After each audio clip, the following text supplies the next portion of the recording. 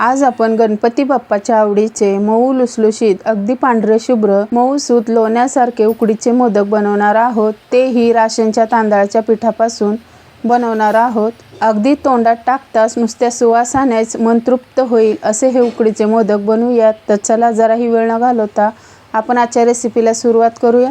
नमस्कार, नंदाज किचनमध्ये तुमचं स्वागत आहे। तर इथे मी राशनचे तांदळाचं पीठ घेतलेलं आहे।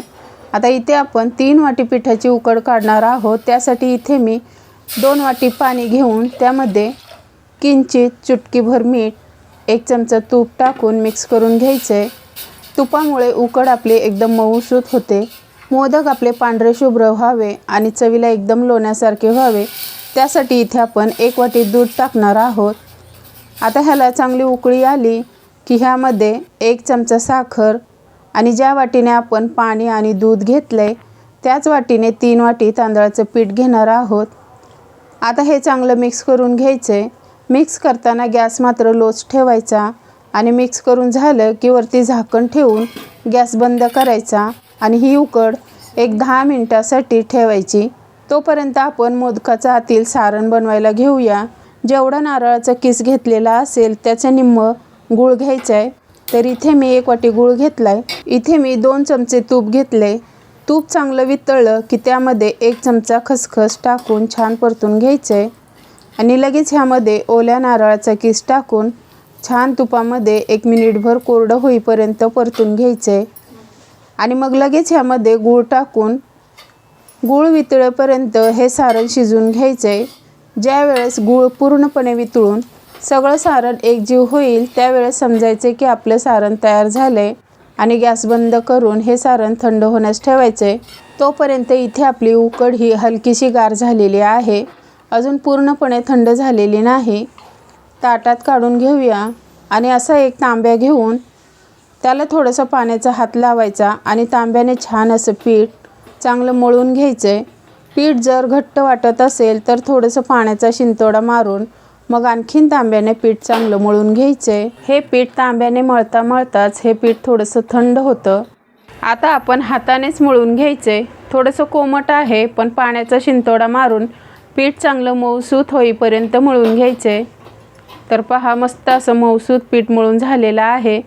1 चमचा तूप टाकून हलकंसं आणखीन मळून घ्यायचे। ह्यामुळे मोदक आपले मऊसूत लोण्यासारखे तयार होतील।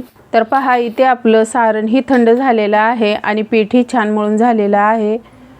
तर इथे आपण आता मोदक बनवायला घेऊया। इथे मी थोडंसं कोरडं पीठ पण घेतलेलं आहे। ह्यामुळे काय होईल, हाताला पीठ चिटकलं जाणार नाही आणि पारीही अगदी सहज तयार होईल। लाटायची सुद्धा गरज पडणार नाही।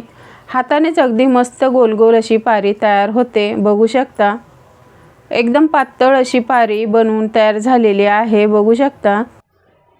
अजिबात चिरा वगैरे पडलेल्या नाहीत। आता ह्याला मस्त अशा कळ्या पाडून घ्यायच्या। पहा, फार सोपं आहे कळ्या पाडणे, बघू शकता। अगदी इझिली तयार झालेत कळ्या।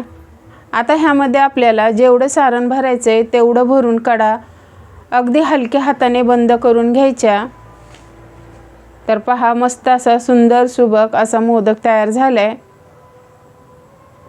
आणखीन एक करून दाखवते।